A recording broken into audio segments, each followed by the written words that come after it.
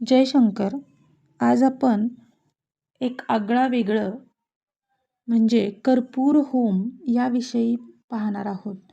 कर्पूर होम हा तंत्रशास्त्रातील एक महत्त्वपूर्ण, अतिप्रभावशाली व अत्यंत उपयुक्त पण आजपर्यंत फारच कमी लोकांना माहीत असलेला असा विधी आहे.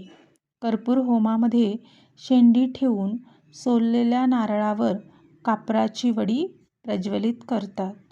हरिद्वार येथील ब्रह्मकुंडावर बसून आपण यज्ञ करत आहोत अशी कल्पना त्यावेळी केली जाते.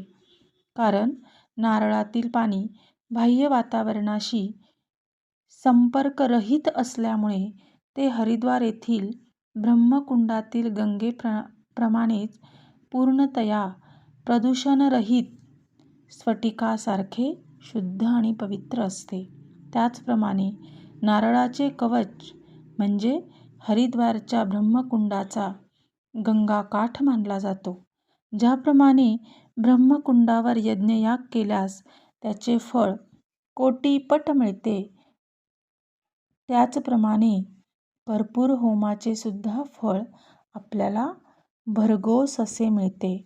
कारण मनःपूर्वक कर्पूर होम करताना वरील दोन्ही अत्यंत पवित्र गोष्टीबरोबरच परमपावन अशा अग्नीचा संयोग झाल्यास त्यातून निर्माण होणारी स्पंदने